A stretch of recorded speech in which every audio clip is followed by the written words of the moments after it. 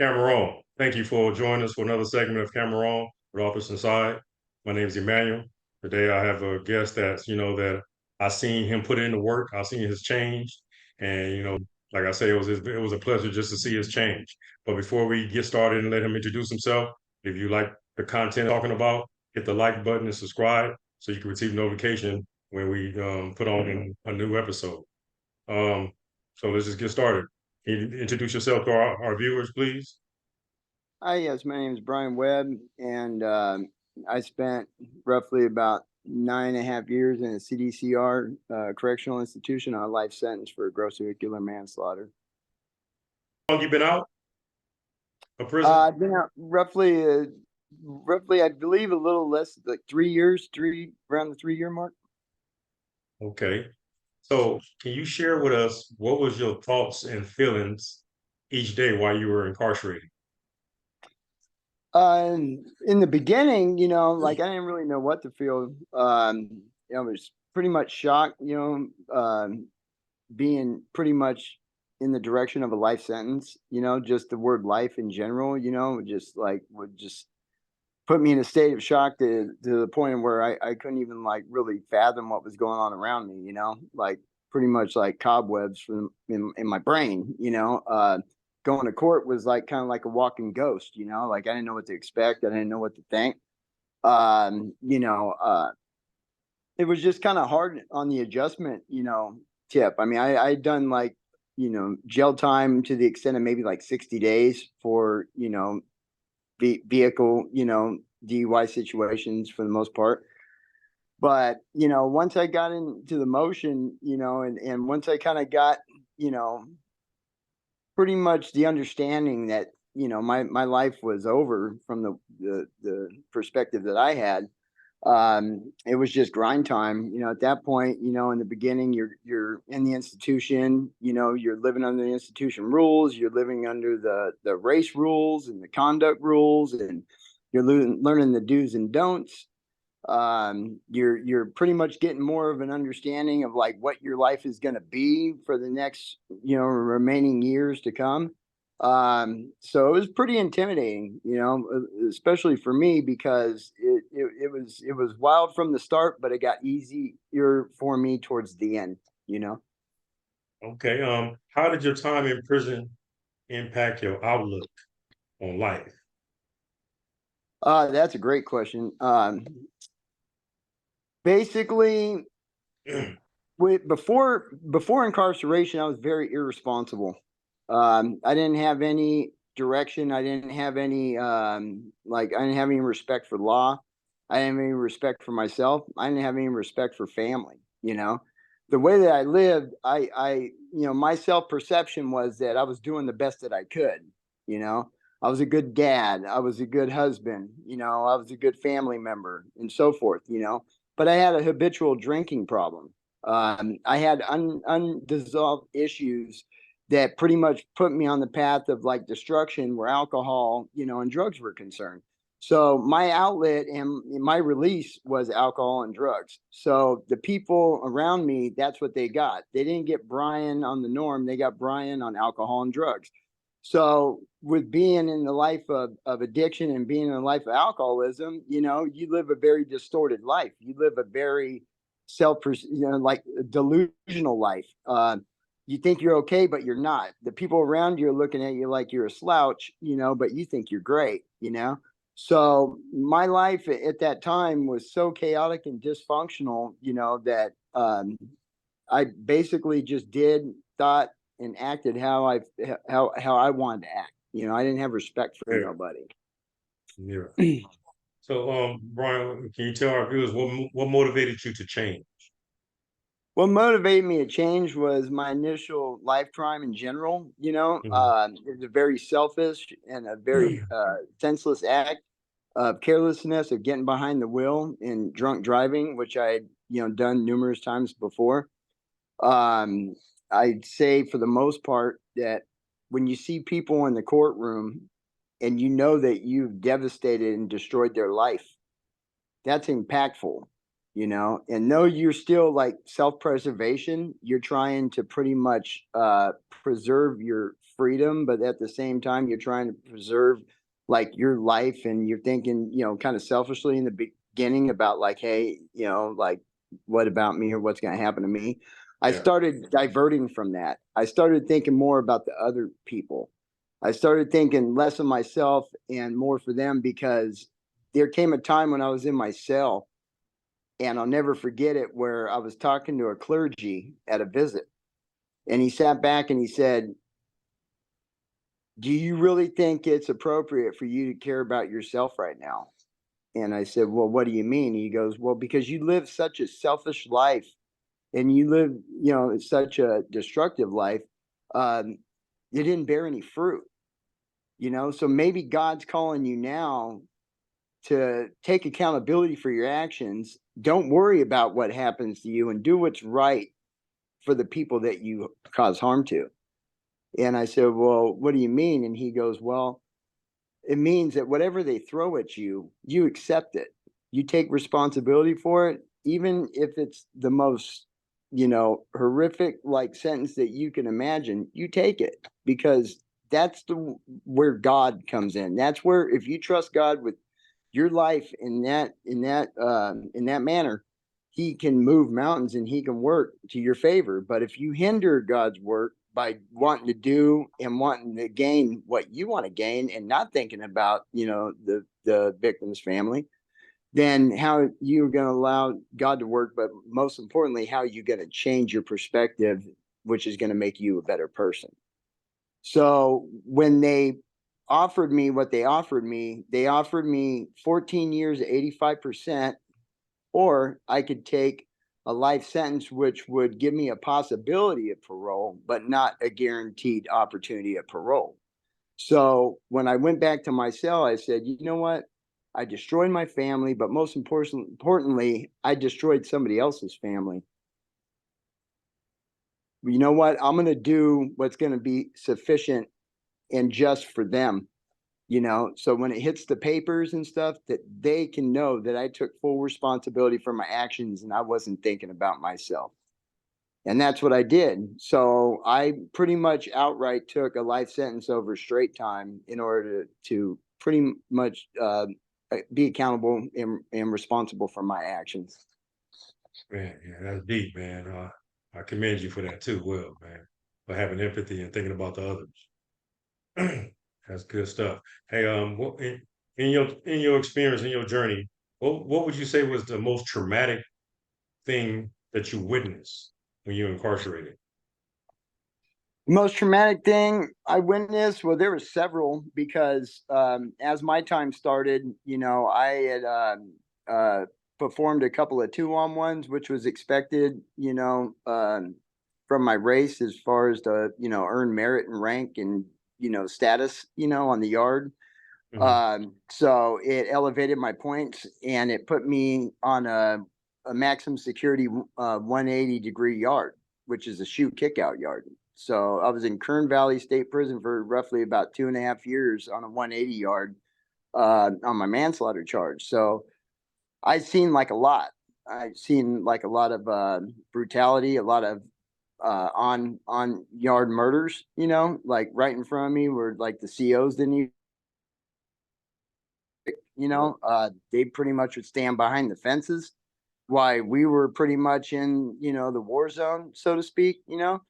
But I think the one that stands out for me the most is when I dropped my when I finally got out of the maximum security, I went to Sentinella. They told me that, that the Southsiders were going to put the yard down, and we were over by the weight bars, and they were like, "Hey, man, just to let you know, heads up, something's going to go down. Kind of keep post and watch your six and stuff." I'm like, "All right, cool." So all of a sudden, out of nowhere, one of the smallest guys in my cell block, which he was probably about $130, and his little partner, which probably weighed about the same for him, had this guy, and they were in the middle of the track, and they proceeded to start stabbing him. So they pulled out these Jason Voorhees size pieces of metal, which roughly I think they had to have been at least 8.5, 9 inches long. And they stabbed this guy, and he was screaming so loud and so high pitched that it sounded like a woman that was being like, like attacked, like you see in the movies. It wasn't, it was surreal. It's not what like people think. It's not like a grown man, grunting and groaning and roaring like a lion. No, this guy was scared for his life. He knew his life was in danger. He knew that he was probably not going to walk off that yard. They hit him with two pieces on each side of him 64 times. 64 times. And I think the fourth whack, like the fourth impact went straight through his eye socket. And when they were on top of him, they literally were so tired from swinging their arms with these weapons that they were like fatigued. They were just like gassed out. And then when the cops, they didn't even approach the situation. They didn't even they didn't see it. It was like went on for at least 5 minutes, and then they drugged the guy behind one of the blocks, block walls by the urinals for like blind spot, and just kept whacking him. And then finally they hit the alarm, and it was bad, dude. Like the nurses that showed up on scene, they were crying. One of them threw up on the yard. They had to drop a helicopter. We were like pretty much proned out for I think 2 hours while the black patches came and taped off the perimeter. And I mean, it was hardcore. I think the length of time that it went, bro, is what kind of like traumatized me the most, because we're locked in there. This, we know this all too well. We spent time, bro, and when you're locked in there and there's nowhere to escape, there's a reality in that, Hey Brian, I thank you for sharing your raw and ugly truth, man. Because we at Office Inside, we want these youngsters who think prison is cool, or who thinks gangs is cool and drugs is cool, alcohol is cool. We want to let them know, man, if they don't fly right, they got a place for them, and a place where they're going, they're not gonna like it, and then mm-hmm. they're gonna see some stuff that never didn't even think existed. Mm-hmm. And so I thank you for sharing your reality, sharing your truth to these youngsters, man, because they need to hear this type of stuff. Yeah.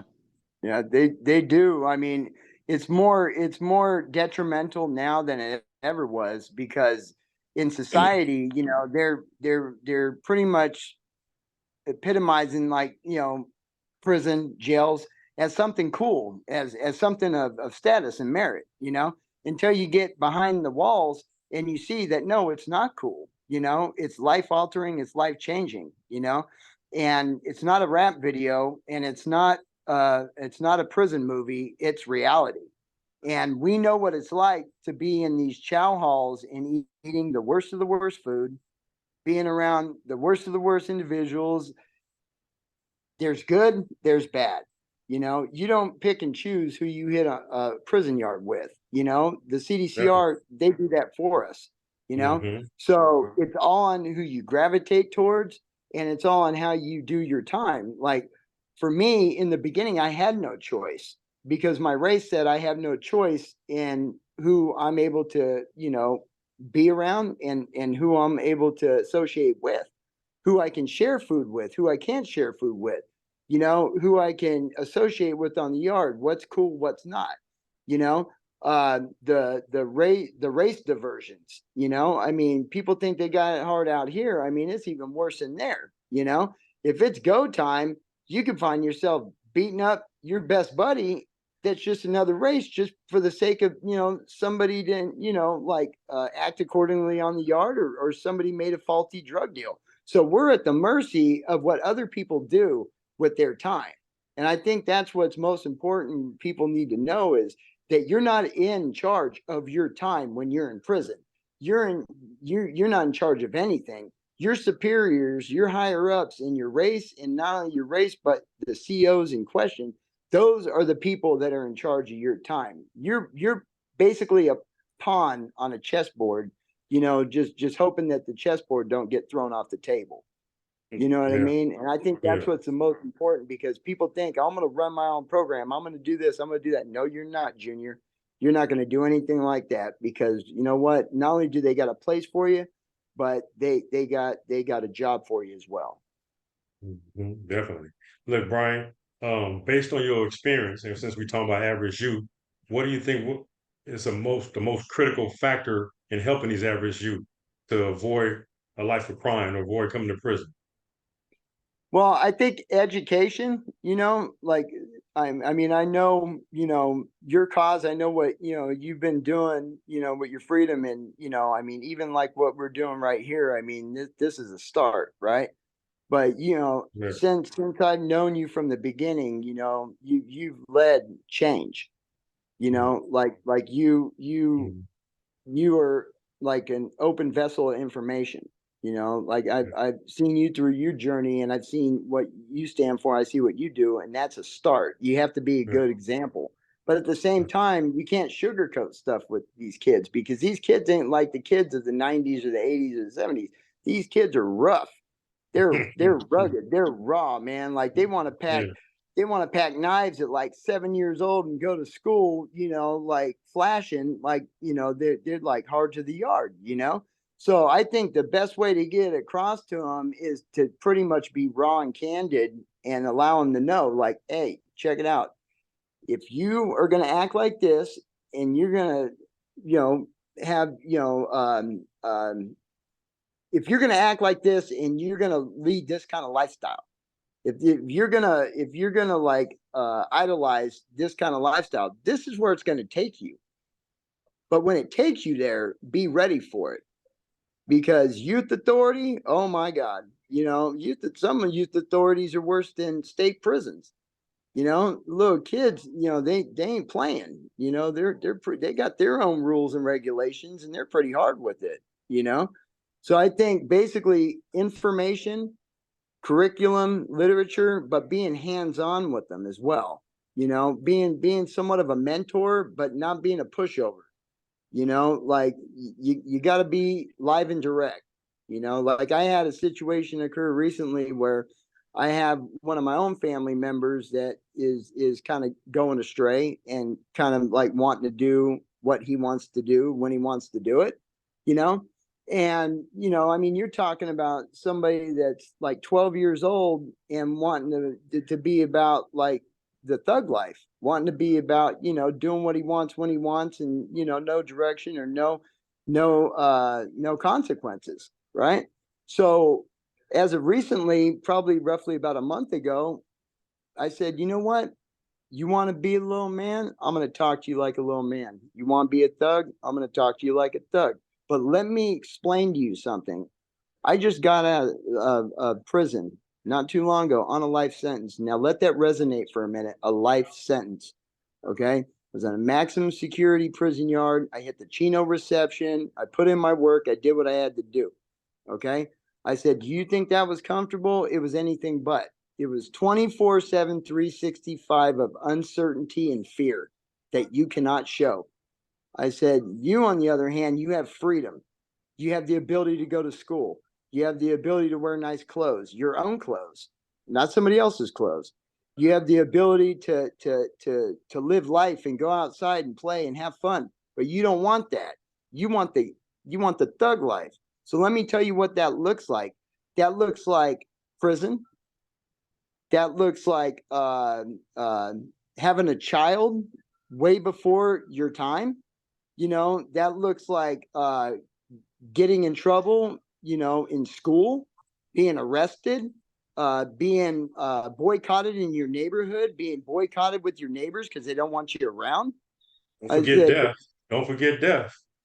yeah, you know what I mean? So it's like when you're sitting back and you're being a menace to society, a literal menace to society, just be aware of all the consequences that are going to come along with that lifestyle. And what I don't understand for the life of me is you have a living, breathing example in front of you that has already been through, made those movies, made those productions, standing right in front of you, telling you this, and you're not even letting it register. You're being pretty much a little victim of circumstance, and you're gonna learn your way. But it's just like like you're gonna learn. It's just kind of like what the father said in the Boys in the Hood movie. He goes, Trey, you may think I'm full of shit, but you gonna learn. Oh boy, you gonna learn. And that's what, and he told him that. And what did he Yeah, do? He learned the hard way, bro. yeah, definitely. Yeah, man.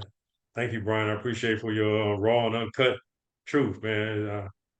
People need to hear this, man. So I thank you for letting it shine today. Oh, no problem, bro. Thank you for having me in this opportunity. So look, what do you see yourself doing in the future? What's some of your goals that you like to do since now that you're out?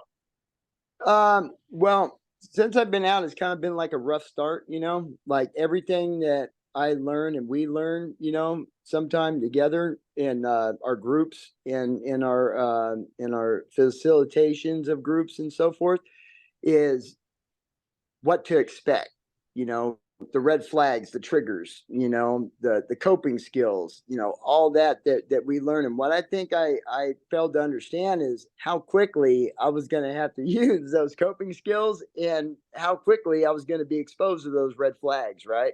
So it's been a rough go, but it's all God's work, like Yeah, he he molds us in the institution, right? He refines us as fine silver, but he also sends us out to be on the front lines of them challenges that we were, pretty much learning in prison, you know. So yeah, for me, I've had opposition with family, going through like the struggles and hardships of family. People pretty much want they just don't accept the change. It's like I remember being in a group in prison and somebody sat back and said, you know what, don't put the cape on too soon because you might not be able to do what you feel like you're going to be able to do. And I said, what do you mean by that? And he goes, well, because when we get, turned up in prison as far as like, changing and reconforming, from our old ways to new ways, we fail to understand that those ways are going to be tested, and if you're not ready for that test, you might be setting yourself up for failure, you know. And for me, I mean, it was close to that for me, not on a failure level, but more of a shock, like pretty much like what am I experiencing type like level. How do I navigate this? I know all the tools, I learned all the tools, but how do I put them in to work? Like how do I navigate around this dysfunctional like situations? yeah, And I think it's one of those things where it's like I always keep God in the forefront of everything that I do, you know, because he's the one that walked through the fire with me. He walked through the fire with you. We wouldn't be sitting here having this interview right now if God's hand was not in it, you know. indeed, And though we indeed. may not be perfect people, no, may not make all the wisest decision on a constant basis, we are much different than the person that went into prison. We are much different than the people that got out of prison because we're continuously learning from prison, right? Yeah, So I always keep that in perspective and on my dashboard when I set goals and accomplishments. I don't set myself up for tomorrow. I set myself up for today. Whatever is going to be tomorrow is going to be in God's plan and his timing. My goals are basically to do it's ironic because with what you're doing with me right now is on one of my lists as a goal. So I can yeah, now like check that off my list. yeah, But also, I want to help youth, but I think the best way to help youth is to get in my positioning to help youth. I'm a painting contractor. I'm getting ready to get my contractor's license, and I'd like to implement a program that works with parole, but also works with like school counselors and so forth to show kids and teach kids a trade, to teach them, an alternative, to give them, an outlet, yeah, something to learn. I feel like if we teach them, like with curricular, but not only curricular, hands on, something that they could be proud of, something that they can, like learn and maybe they don't have the parental figure at home that will show them these things, but they can learn it from somebody else that takes invested time into them. I think that would be a great success. I think that would lower the risk rate of high risk youth immensely. You know, Yeah. I'd like to even go further and try to implement the same kind of program into post release, transitionals where people, can go out and they can learn a trade. They can get paid, handsomely for it. So they have a head start. So they have money in their pocket and, they're learning something, but they're also getting paid, their worth. They're getting the opportunity to learn these trades and have a stepping stone, a foundation. And I think that's one thing that we don't get when we're released, because they pretty much give us $200, slap us in a 6-month transitional and Yeah. say, hey, go on your way, Yeah, definitely, man. Hey, man, well, Brian, man, I wish you much success on your future goals. And if there's anything Authors Inside can do or I can do, just let me know, man. Door's always open, man. You could come back, whatever, advertisement, whatever you want to do, just let us know, man. We'll help you out. Okay. Yeah, that'd be excellent. I mean, even, doing a collaboration like that would be beneficial for all involved, because we're under one common goal.